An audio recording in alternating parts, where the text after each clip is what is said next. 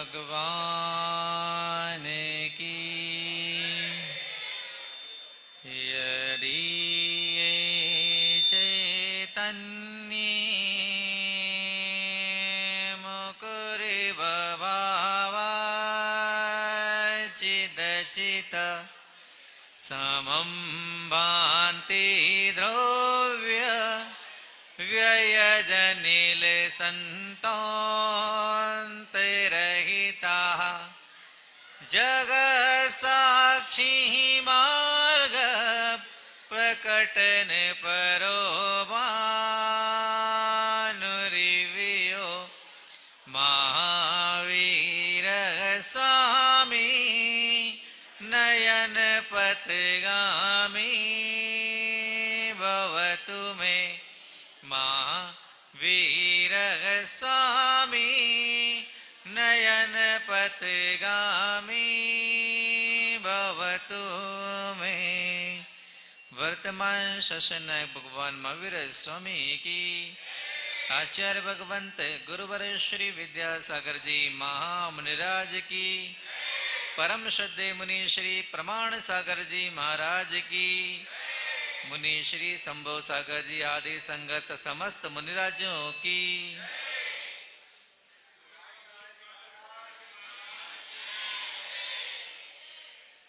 आज संडे का दिन है और सारा मिक्सचर माहौल है।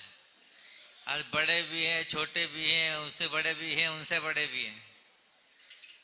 तो बोलने से पहले बड़ा सोचना पड़ता कि अगर सबको समझ में ऐसी कौन सी बात बोली जाए। सबको अपने मतलब की चीज चाहिए होती है।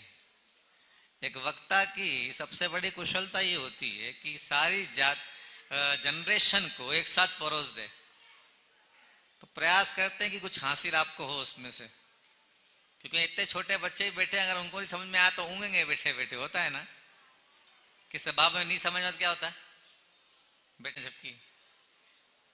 एक बार राम जी का वनवास का समय था, तो लक्ष्मण जी हमेशा उनकी ड्यूटी पे रहते थे सेवा की। राम जी और सीता जी विश्राम कर रहे थे, लक्ष्मण जी कुटिया के बाहर पहरा दे रहे थे। तो लक्ष्मण को अकेले देख निद्रा देवी रात में आई और उन पर धावा बोल दिया। लक्ष्मण तो लक्ष्मण थे, उन्होंने अपना धनुष उठाया और प्रत्यंचा पे तीर चलाया तो चढ़ाया और चलाने को थे। तो निद्रा बोली, ये कैसे महापुरुष हैं आप, एक स्त्री पे प्रहार करते हैं शस्त्र के माध्यम से, शर्म नहीं आती आपको? तो बोले तू कौन है? बोले निद्रा देवी हूं। तो लक्ष्मण जी बोले देख मेरे पास अभी समय नहीं है, मैं 14 साल तक प्रभु की सेवा में हूं, तू 14 साल बाद आना। तो मैं कब आऊं? तो बोले प्रभु का राज्याभिषेक होता बना तू। कब आना? जब प्रभु का अयोध्या में राज्याभिषेक हो तब आ जाना। ठीक है, आज्ञाकारी थी, हालांकि महिलाएं आज्ञाकारी कम होती पर वो थी। चले गई। और ठीक 14 साल बाद प्रभु अयोध्या में प्रवेश किया, उनका राज्याभिषेक होना था, तब वो निद्रा देवी राजसभा में आ गई। और जैसे उनको मुकुट पहनाया गया राम जी को, तो वो तो धावा बोल दिया उसने लक्ष्मण के ऊपर। लक्ष्मण को फिर गुस्सा आया, उसने उठाया तीर कमाना फिर चलाया उसके ऊपर कि फिर तुम शुरू हो गए। तुमने वचन दिया था ना, तुमने वचन दिया था कि तुम कब आओगी प्रभु का जब राज्याभिषेक हो, मैं तभी तो आई हूं।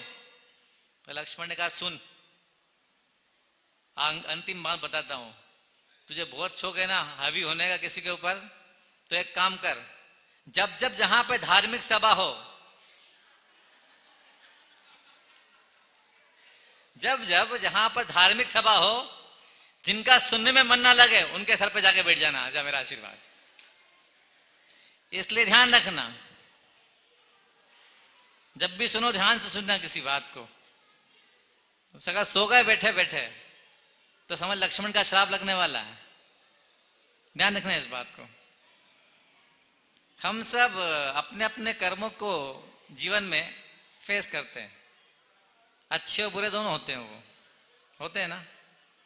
एक कहानी सुनाएंगे, सब बच्चों को समझ में आ जाए, बड़े तो समझ जाएंगे इस बात को। कभी अच्छे होते हैं कभी बुरे होते हैं, हम उसको जान तो पाते नहीं, जैसी परिस्थितियां उसके हिसाब से निर्मित होती है वैसा लोग समझते जाते हैं। पर उनको बदलने का प्रयास अगर हम सच्चे मन से करें तो बदल भी सकते हैं। और कभी कर्मों की स्थिति या उसका प्रभाव इतना तीव्र होता है कि हम बदल नहीं पाते, उससे हमें भोगना पड़ता है। कि सबके जीवन में होता है, बहुत कॉमन सी चीज है ये। तो कहते हैं कि एक कहानी में बताती है कि कर्मों का जब उदय आता है और उस उदय में जब हम बंद करते हैं तो वो हमारे जीवन के साथ तो जुड़े रहते हैं, वो आगे भी जाते हैं अगले जीवन तक। ये कर्मों का एक नेचर होता है। तो कहते हैं कि बनारस की तंग गलियों में कहीं पे एक सन्यासी किसी मंदिर के सामने बैठकर अपनी माला फेर रहे थे, अपनी माला में लीन थे। तभी उन्होंने देखा कि एक गाय जो उनके सामने से तेजी से भागते हुए दूसरी गली में कहीं जाके छुप गई। आप कभी बनारस गए तो बनारस की गलियां देखना, बड़ी मशहूर गलियां बनारस की। गली का साइज इतना होता है कि एक आदमी जाए तो गली बंद हो जाएगी, वन वे ट्रैफिक होता है गली के अंदर, बाहर की बात नहीं कर रहा हूं मैं। तो उसने देखा गाय मेरे सामने से निकली, सामने गली में जाके कहीं छुप गई। तभी कुछ समय बीता और एक आदमी उस गाय की तलाश में वहां पर आता है और सन्यासी से पूछता है कि बाबा आपने किसी गाय को यहां से जाते हुए देखा है? तो उसने कहा, चूंकि सन्यासी माला फेर रहे थे, उनके हाथ में अपनी माला थी, तो हाथ के इशारे से ऐसे बता दिया कि वो गए।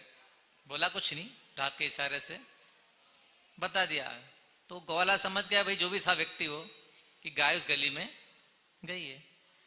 कुछ क्षण के बाद वो व्यक्ति गाय को रस्सी से घसीटता हुआ उस सन्यासी के सामने से लेकर अपने घर चला गया। अब सन्यासी को नहीं पता है कौन था। आपसे कोई अननोन व्यक्ति कुछ पूछ रहा, आप सहज उसका उत्तर दे दें तो आपको पता है कौन व्यक्ति, क्या पता मैं कौन भाई। अब दुर्योग से वो कसाई था, वो गोमाता उसके चंगुल से छूटकर अपनी रक्षा करने के लिए भागी थी। अब कोई नियोग ऐसा था कि सन्यासी ने बता दिया कि वहां उधर भागी वो। कसाई जो करता है उसने गाय को अपने घर ले जाकर वही काम किया, गाय को काट दिया उसने, गर्दन काट दी उसकी। बात आई गई हो गई। समय अपनी यात्रा करता रहा और अच्छा समय बीतने के बाद सन्यासी का मरण हुआ। और सन्यासी अगली पर्याय में मरकर एक कसाई के घर में पैदा हुआ। उसका नाम पड़ा सदना, ये नाम याद रखना। चूंकि वो पूर्व पर्याय में सन्यासी था तो उसकी प्रकृति कुछ ऐसी थी कि वो धर्म ध्यान में लगा रहता था। वो काम तो वही करता था कुल परंपरा से मांस बेचने का, पर चूंकि उसकी प्रकृति ऐसी थी कि मांस बेचता पर प्रभु का नाम बैठा बैठा जपता रहता था, उसका नेचर था। अब आप कहें महाराज बगुला भगत है, जैसे आप लोग दुकानदारी करते हैं ना, ग्राहक आए तो छोड़ेंगे नहीं उसको, तो पूरा लपेटेंगे उसको, पर भगवान का नाम भी लेते रहते बैठे बैठे। नेचर है महाराज, ये हमें हैबिट सी है। पर सतना की हैबिट थी, वो भगवान का नाम लेता रहता था। तो एक दिन उसके मन में आया, वो नदी किनारे घूमने गया। कहाँ गया? नदी के किनारे घूमने गया। तो घूमते घूमते उसे अच्छा चमकदार गोल पत्थर दिखा। गोल पत्थर, अगर आपने गोल पत्थर देखा हो, कभी देखा है पत्थर आप लोगों ने? सबने देखा हो पत्थर। तो आपने देखा हो कि अग्रवाल समाज में लोग तुलसी के पौधे के नीचे गोल पत्थर रखते हैं। उसको ये लोग शालिग्राम की प्रतिमा मानते हैं, श्री कृष्ण की। किसकी मानते हैं? शालिग्राम का, कृष्ण का अवतार एक शालिग्राम, उसका रूप मानते हैं उसको। तो सदना भक्त था, भक्त प्रकृति का जीव था, तो उसको लगा चमकता पत्थर है गोल एकदम, तो शालिग्राम की प्रतिमा जैसा है। उसको समझ के वो अपने दुकान पर ले आया।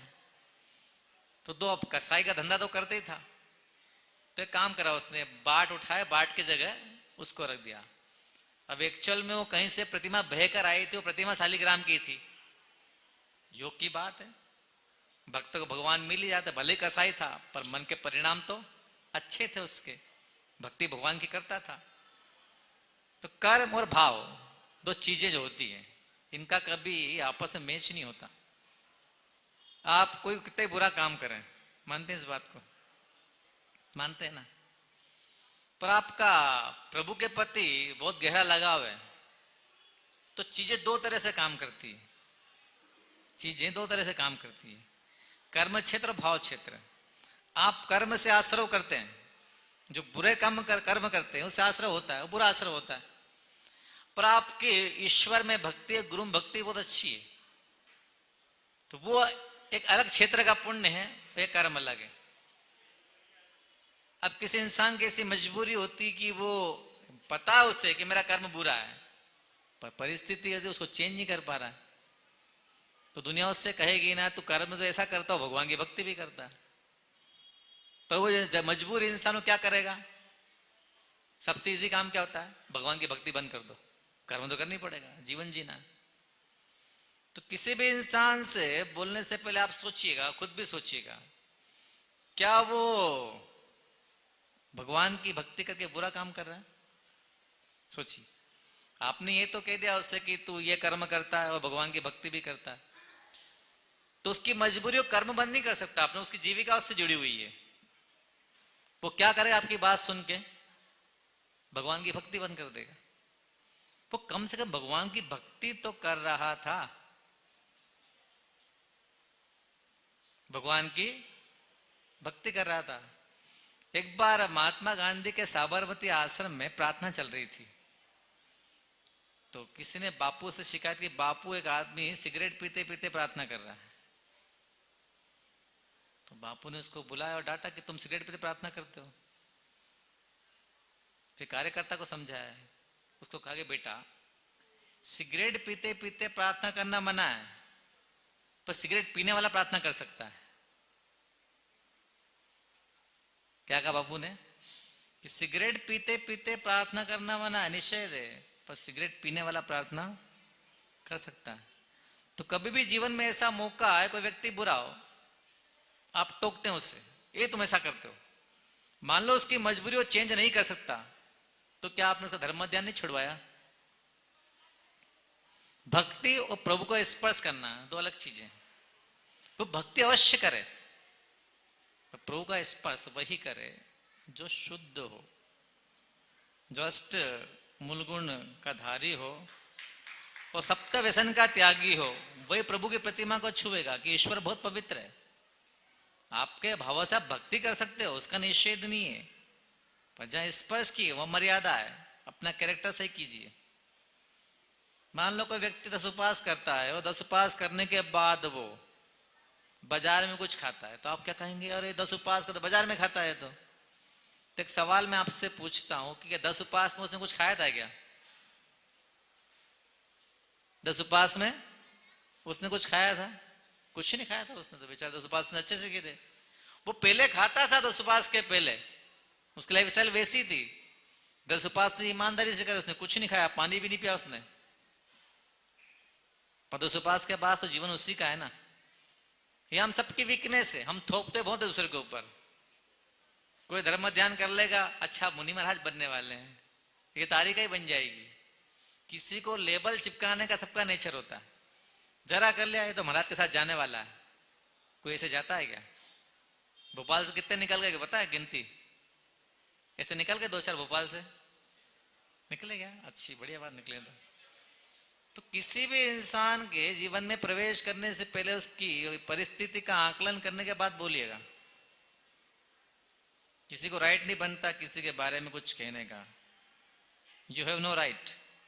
अपना कैरेक्टर देखिए। इसीलिए समाज टूटता है कि लोग पिंच बहुत करते हैं।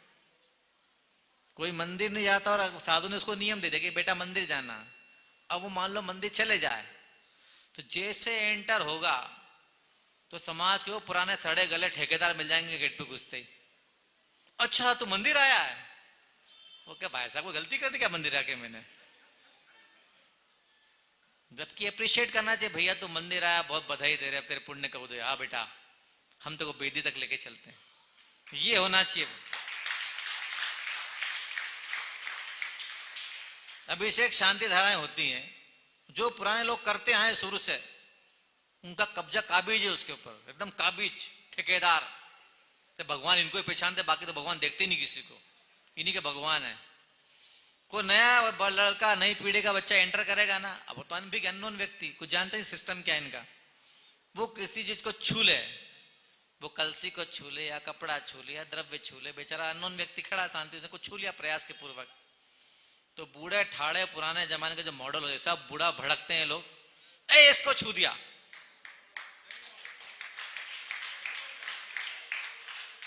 ये क्या तरीका भाई किसी से बोलने का? अपनी घर की औलाद से बोल के दिखाओ, ठिकान कर देगी 1 मिनट में।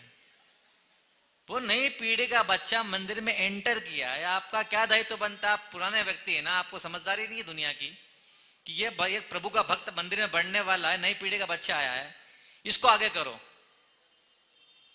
ये आगे करेगा तो इसका भाव बनेगा, रेगुलर आएगा ये। पर ना, चूंकि हम तो ठेकेदार हैं, हमारे बाप मंदिर आते थे वो भी ठेकेदार, तो उसके बाद हम ठेकेदार हो गए।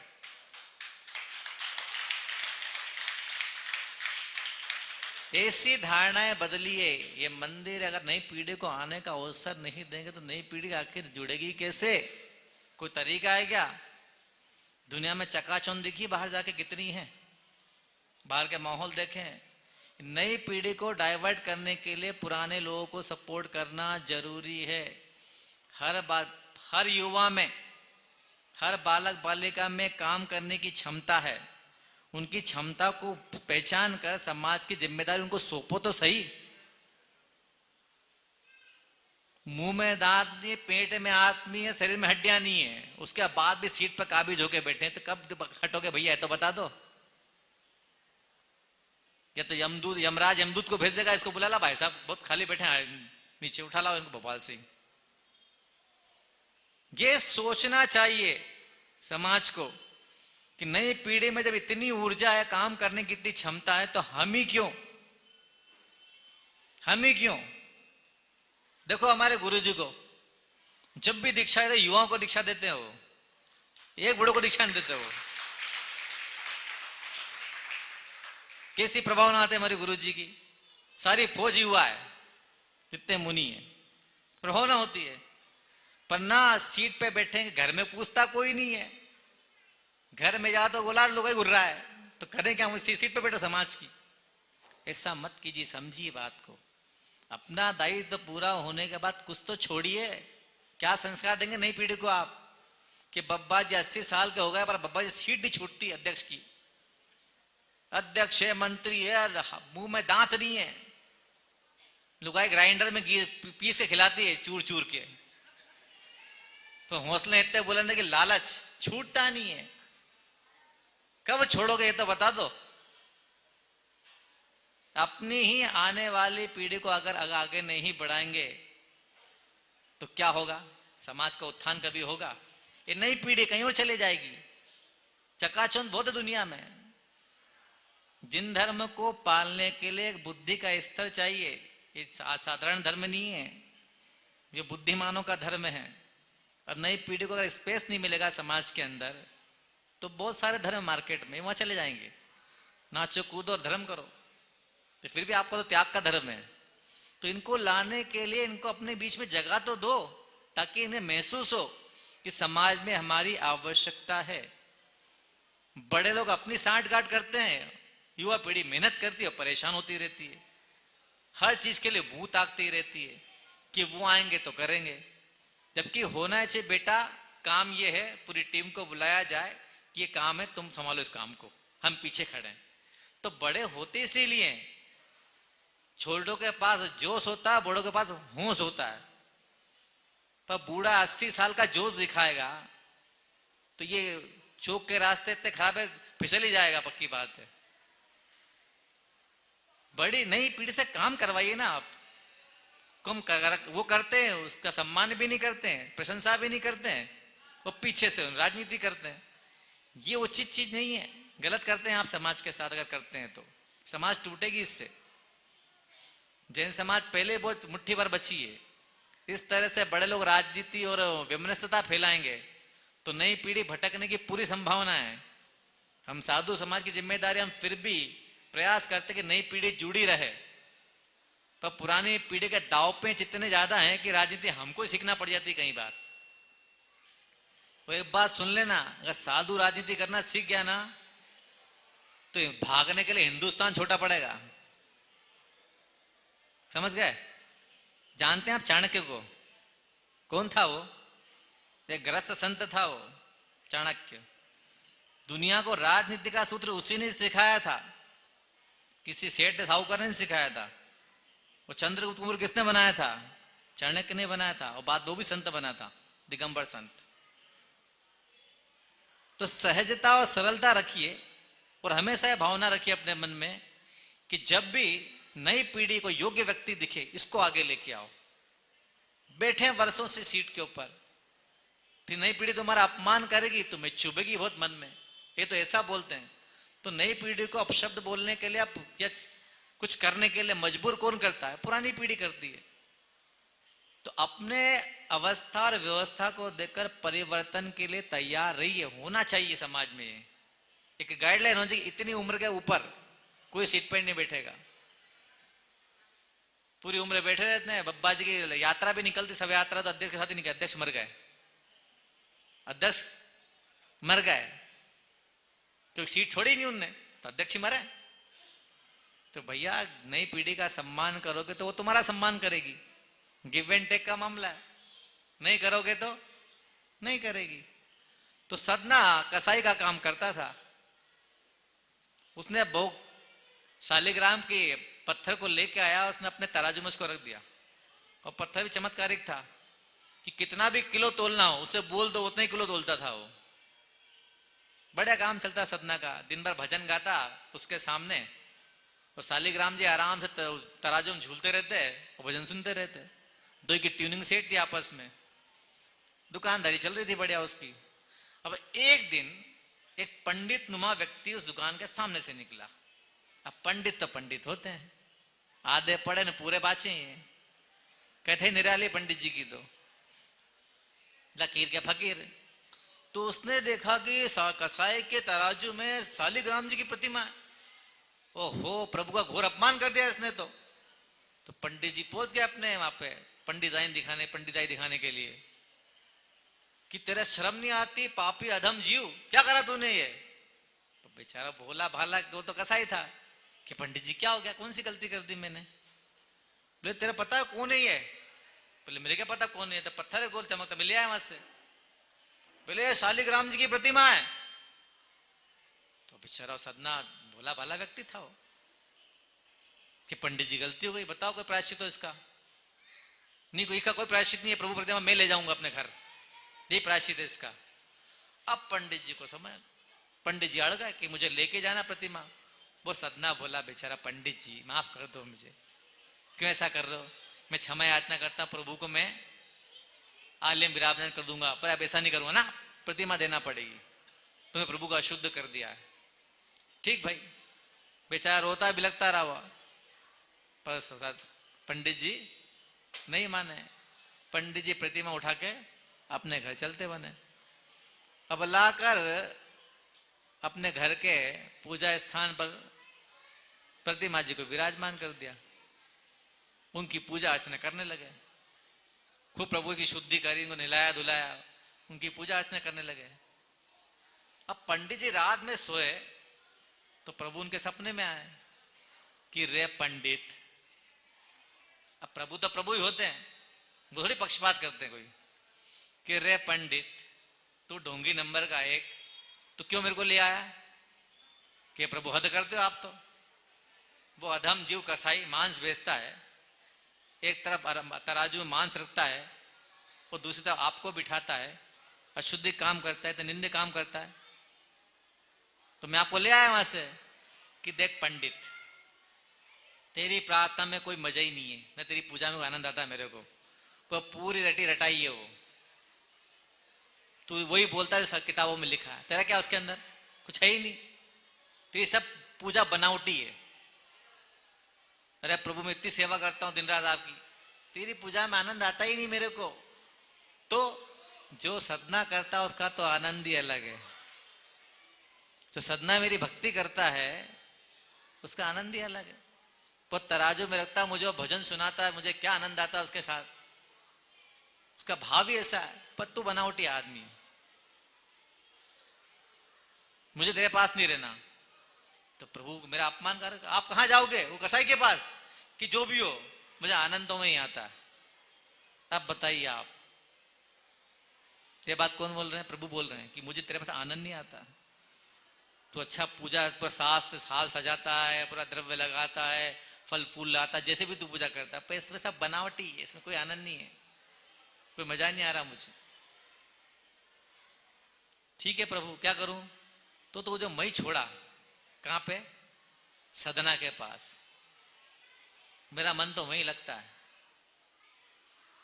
एक अच्छे साहित्यकार हुए टालस्टाय, अगर आपने उसको पढ़ा, कभी उनको पढ़ा हो तो, उन्होंने एक कहानी लिखी द थ्री स्टार। वो कहानी ऐसी कि एक शिप समुद्र में रन कर चलती रहती है, वो लंबी यात्रा करने के बाद उसमें कोई टेक्निकल फॉल्ट होता है तो शिप खराब हो जाती है।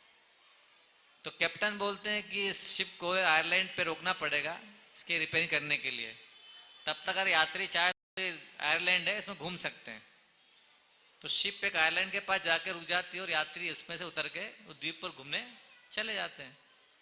उसमें पंडित नुमा व्यक्ति होता है, ये पंडित हर जगह मिल जाता है कहीं ना कहीं। तो शिप से उतरे तो पंडित जी जरा अंदर तक घुस गए द्वीप के, घूमते घूमते घूमते घूमते अंदर पहुंचे तो वहां पे उन्हें चर्च दिखी। वहां पे एक उन्हें चर्च दिखी। पंडित देखा कि यहाँ पे कोई व्यक्ति दिखता नहीं पर चर्च बनी हुई है, कुछ होगा मामला। पंडित जी अंदर चले गए तो देखा क्रॉस बना हुआ है जो चर्च बना होता है हमेशा। उस क्रॉस के सामने तीन जंगली व्यक्ति वृक्ष की छाल लपेटे हुए, कपड़े उनके तन पे जाते ही नहीं, पत्तों के कपड़े बनाए हैं, कुछ बुदबुदा रहे हैं क्रॉस के सामने ऐसे बैठ के। तो पंडित जी उनके पीछे जाके खड़े हो गए। तो तीनों प्रार्थना कर रहे थे। वो क्या कर रहे थे? प्रार्थना। पंडित जी उनकी प्रार्थना सुनी, अब सभ्य लोग थे बेचारे, जंगली लोग हो तो पंडित जी उनकी प्रार्थना सुनी तो पंडित जी बोले ये कौन सी प्रार्थना है तुम्हारी, ये कोई प्रार्थना है? तो पीछे मुड़े पंडित जी, आप कौन? हम पंडित हैं।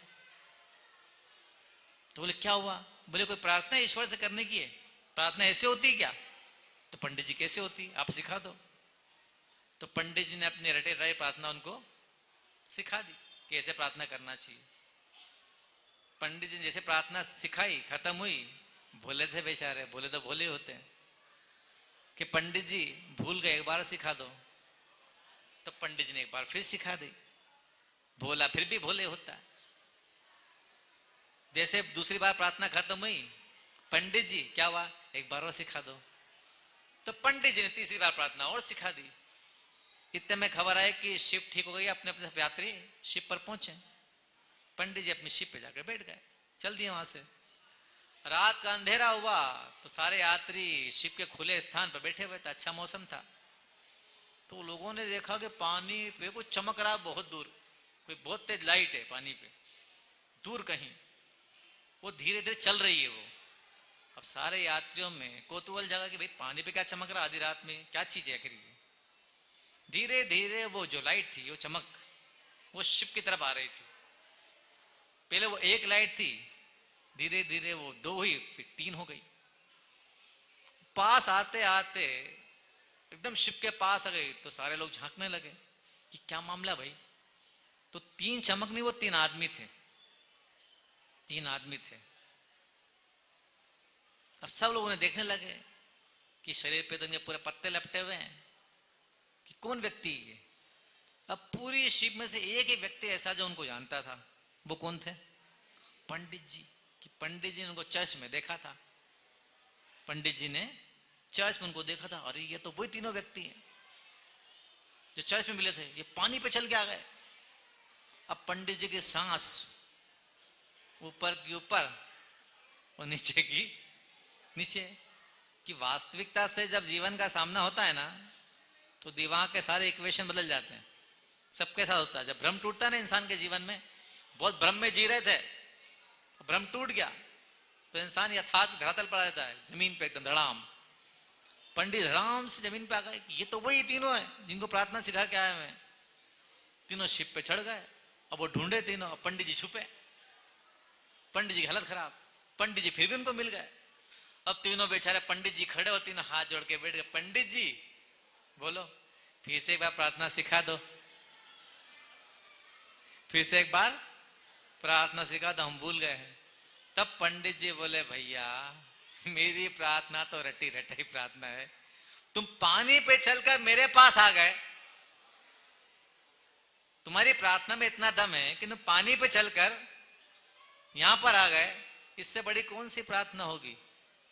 तो वही तो प्रार्थना करना है ईश्वर से कि इस भव से उस भव पार चले जाओ, वही सच्ची प्रार्थना है, वही सच्ची प्रार्थना है। जब तक पूजा विधान स्तुति से अपने भावों को और मन को नहीं जोड़ोगे, वो कोई फल देने वाले नहीं है। रूटीन में कोई काम करते हैं, वो एक रूटीन है, सामान्य है, पर भाव हमेशा नए होना चाहिए। अब यूज टू हो गए करते करते, पर द्रव्य वही रहे, पर अगर हमारे भाव रोज नए हैं तो हम साथी से पुण्य का संचय कर सकते हैं, पर उस तरफ आपका फोकस होना चाहिए। तो प्रभु ने कहा कि पंडित मुझे छोड़ा दो, मैं तेरे साथ नहीं रह सकता, मेरा मन लगता नहीं है। पंडित ने बहुत समझाया, प्रभु के बहुत पैर पड़ गए, प्रभु रह जाओ, कहाँ जाओगे सदना के पास? बोला ना, वही छोड़ के आ। नहीं मानेगा तो अब भगवान धमकी देते तो इंसान की हालत पतली हो जाती बेचारों की। भगवान क्या होगा? आप भगवान को याद करते हैं, बड़े खुश होते हैं, भगवान को हम याद करते हैं, भगवान को बहुत याद करते हैं। कहीं भगवान आपको याद कर ले तो बोलिए क्या होगा? सुपड़ा साफ हो जाएगा ना आपका। तो नहीं माने भगवान। पंडित बेचारा सुबह उठा, भगवान की पूजा अर्चना की प्रभु की, और सर पे रख के चला सदना की दुकान पे कि ले भैया सदना संभाल, प्रभु तेरे पास रहना चाहते हैं, ये रहते ही नहीं मेरे पास, तो इनका मन लगता ही नहीं मेरे पास, तू जान तेरे प्रभु जाने। पंडित जी सदना को प्रभु सौंप के चलते बने। जैसे प्रभु की प्रतिमा और सदना के हाथ में, सदना के तो आंसू है कि भोला का जब होता है ना इंसान, उसके जब कर्म आते हैं, वो कर्म जब बुरे कर्म बीत जाते हैं, जब उसको प्रभु मिल जाते हैं तो उसका मन अपने आप भीग जाता है। तुम्हें आचाशी पास जाओ और आज बहुत भीड़ हो और तुम्हें किस्मत से समय मिल जाए तो सच बताएं तुम्हारे में आंसू आते कि नहीं आते? कितनी भीड़ थी, गुरु जी का चरण छू लिया आज तो हमने। क्या बोलते हो? क्या आचार्य महाराज के चरण छू लिए, उनसे बात कर ली और आहार दे ले, उसकी बात तो बवड़ा हो जाए वो, या आहार दे ले। क्या दिन होता होगा तुम्हारे जीवन का, वो होता है ना, कितने खुश होते हो। तो जैसे प्रभु उसके हाथ में आए, वो गदगद हो गया कि प्रभु बड़ी कृपा करी आपने मेरे ऊपर, अब खुद मैं प्रायश्चित करूंगा इसका। क्या करूंगा? इसका प्रायश्चित करूंगा। ठीक है भाई, प्रायश्चित करना है इसका। तो सोचा कि अब मैंने इतने पाप के, मैं यात्रा पे चलता हूं, तो कहां जाया जाए? तो सोचा जगन्नाथपुरी चला जाए, वहां जाए, चलो वहां चलते हैं। कसाई था बेचारा, अब समाज के निंदे लोग कसाई, तो कर्मी ऐसा है, वो कौन जोड़ेगा उनको, पर भाव अच्छे थे उस बेचारे के। तो पता लगा गांव के कुछ लोग पैदल यात्रा करके, उस समय पैदल यात्रा करते थे लोग, यात्रा करने जा रहे तो उनकी भीड़ में वो भी शामिल हो गया। चलने लगा तो लोगों से जान पहचान हुई कि भाई तुम कहां से आए, तुम कहां से आए। तो लोगों को पता लगा कि चलते चलते ये तो कसाई है। तो सभ्य लोग होते हैं, उनको तो ऊपर का आवरण दिखता है। उन्हें कसाई को टीम में से बाहर निकाल दिया कि तू कसाई हमारे साथ नहीं जाएगा, तेरा काम अच्छा नहीं, तो बाहर निकल इसमें से। कसाई बेचारा क्या करता, सदना अकेला हो गया, पर जाना था उसको प्रभु के दरबार में।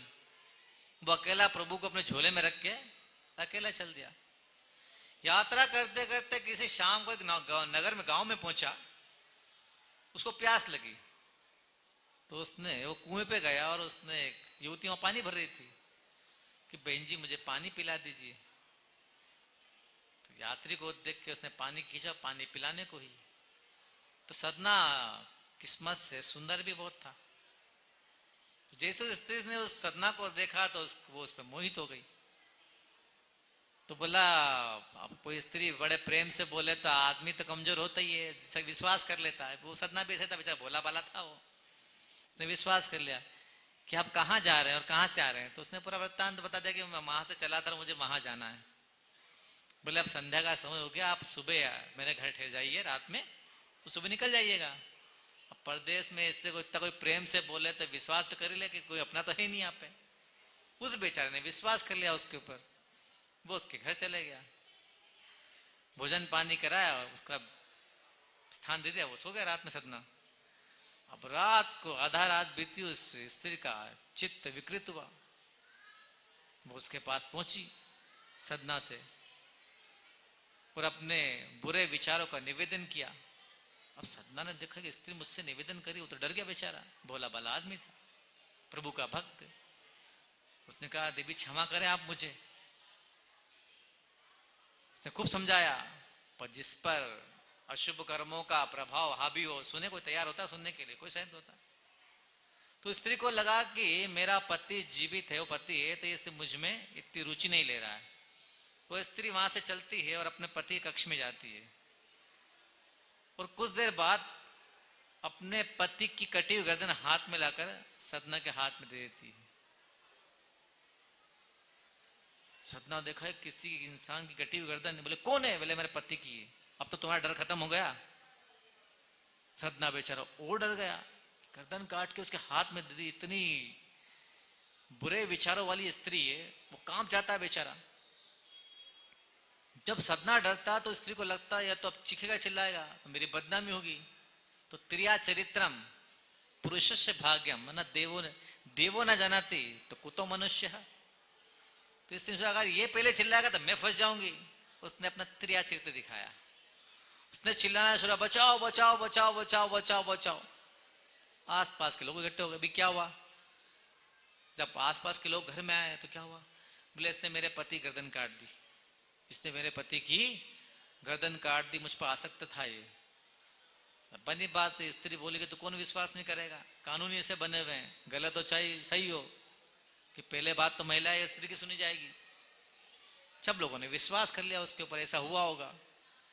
उसको पकड़ के राजा के पास ले गए। सभा लगी तो सदना मंत्री वहां बैठा हुआ था। राजा पूरी बात सुन रहा था, बैठे बैठे मंत्री सुन रहा था। तो सदना ने कहा मेरा पक्ष का तो कोई व्यक्ति है नहीं यहाँ पे, और पूरा पक्ष इसी के सपोर्ट में। तो सदना ने मजबूरी में स्वीकार कर लिया, हाँ मैंने इसकी हत्या की है। इस दृश्य ऐसा था वो। तो मंत्री बैठा बैठा देख रहा था कि ये इंसान ऐसा लगता तो नहीं है कि इसने ऐसा किया होगा। कई बार जजमेंट करने वाले काम करते हैं, वो चेहरा ही पढ़ते हैं। जब जज को आपने देखा हो कोर्ट में, वो लोग सब पढ़ते हैं कि इसका चेहरा कैसा है, कैसे व्यक्ति कैसा होगा, अंदाज। तो मंत्री को लगा कि ऐसा व्यक्ति नहीं कर सकता है काम। तो राजा ने कहा कि वो राजा के पास पूछा कि राजन ये व्यक्ति ऐसा नहीं है, स्त्री झूठ बोल रही है, मुझे ऐसा अनुभव कहता है मेरा। तो राजा ने कहा सबूत तो ऐसा सारे इसके विरुद्ध में, अगर मैं न्याय नहीं करूंगा तो लोगों का न्याय पे से विश्वास उठ जाएगा, तो न्याय तो करना ही पड़ेगा मुझे। तो राजा ने पहले सोचा इसने हत्या की तो हत्या की सजा हत्या ही होना चाहिए, तो पहले फांसी की सजा सुनाई। तब मंत्री ने कहा, तो राजा ने अपना निर्णय बदला। वो कहा ठीक है मैं सोचता हूं। कहा इसकी फांसी की सजा देकर इसका एक हाथ काट दिया जाए, इसका एक हाथ काट दिया जाए। सदना का हाथ काट दिया गया। बेचारा कुछ दिन रहा और रोता बिलखता फिर चला प्रभु के दरबार की ओर। कुछ दिन की यात्रा करके पहुंचा जगन्नाथपुरी। तो वहां के राजा को प्रभु ने सपना दिया कि मेरा परम भक्त सदना मेरे दर्शन के लिए आ रहा है, तो जाओ उसको लेके आ मेरे दरबार तक ठाट बाट के साथ। राजा प्रभु का परम भक्त था। वो अपने पूरा लाव लेकर सुबह निकला कि ऐसा कौन व्यक्ति आ रहा है, इसका सपना प्रभु ने मुझे दिया। तो देखा कि हाथ कटा व्यक्ति एक झोले में कुछ लटका है, चला आ रहा है। तो राजा ने पूछा क्या आप ही सदना है? बोले हाँ मैं ही सदना हूँ। बोले आप कौन है? बोले यहाँ का राजा हूँ। तो मेरे से व्यक्ति से क्या काम पड़ा आपका? कि जिसके भक्त आप हो उसका भक्त मैं हूँ। सच्चा ईश्वर या सच्चा गुरु कभी अपने भक्तों में भेद नहीं करता है। गरीब हो चाहे अमीर हो, उसके लिए दोनों इक्वल हैं। ये आप लोग के दृष्टिकोण में होता भेद कि महाराज तो उसी को पूछते हैं, हम गरीबों को तो पूछते ही नहीं है। आपके मन की अगर नहीं होती तो करते ना, ये लोग करते ना। आप लोग कहीं जाते हो दर्शन नहीं मिले ढंग से, हाँ भैया पैसे वालों का जमाना, हम गरीब को कौन पूछेगा, कौन पूछे गरीब को? आप ऐसे ही कहते हैं। तो आपने एक तरफ श्रद्धा रखी अपनी, एक तरफ निंदा भी कर दी। क्या वस्तु स्थिति को समझने का प्रयास किया आपने? क्या प्रयास आपने? ये सोच लेते कि मेरा ठीक है भाई, मेरा अशुभ कर्म का उदय, कम से कम को दर्शन देख तो लिया मैंने दूर से प्रभु को या गुरु को, मेरा इतने में काम चल जाएगा।